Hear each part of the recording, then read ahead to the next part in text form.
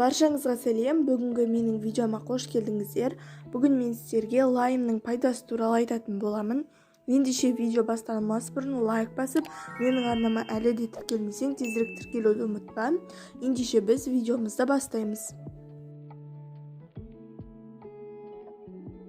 Лайм Үндістанда өсетін цитрус тұқымдас өсімдіктердің жемісі. Генетикалық тұрғыдан лимонмен ұқсас келеді. Әлем елдері кейде оны лима немесе жасыл лимон деп те атап жатады.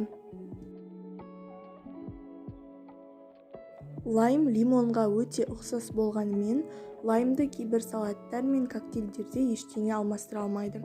Кейбір жағдайларда лимоннан да пайдалырақ келеді. Көп адамдар лаймды кішкентай лимон деп атап та жатады. Бірақ бұлай дұрыс емес. Оның субтропикалық лимоннан басты ерекшелігі тропикалық климатта қажет ететіндігінде жатыр. Жаңа піскен лайм өте берік, қабығы тегіс және сары жасылды болу керек. Түйіршіктелген еті нәзік, шырынды ащы дәмі келеді. Аспаздық саласында тағамдар мен сусындарға қышқылдық хош иіс беру үшін пайдаланылады. Лимон сияқты етті тағамдармен қойылады. Темірдің сіңуін қамтамасыз етеді. Алма, алмұрт, өрік, шабдалы сынды жемістерден жасалған салаттарда атқаратын рөлі үлкен. Және лаймды жылытуға болмайды. Ол мұндай жағдайда С дәруменінен айырылып қалады.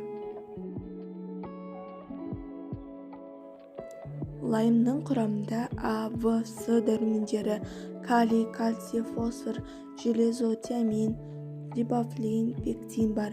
Оның құрамдағы фосфор мен кальций тістерді тіс жиегінен және зиянды қыртыстардан сақтап, қызыл иектің қан айналымын жақсартады. Лаймның эфир майы ас қорыту үдерісін жақсартып, тәбетті жоғарылатады. Осымен біздің видео аяқталды. Видеоны соңына дейін қарағандарыңызға рахмет. Ендеше видео ұнаған болса лайк басып, менің арнама әлі де тіркелмесең, тезірек тіркелуді ұмытпа. Ендеше келесі видеода жолыққанша.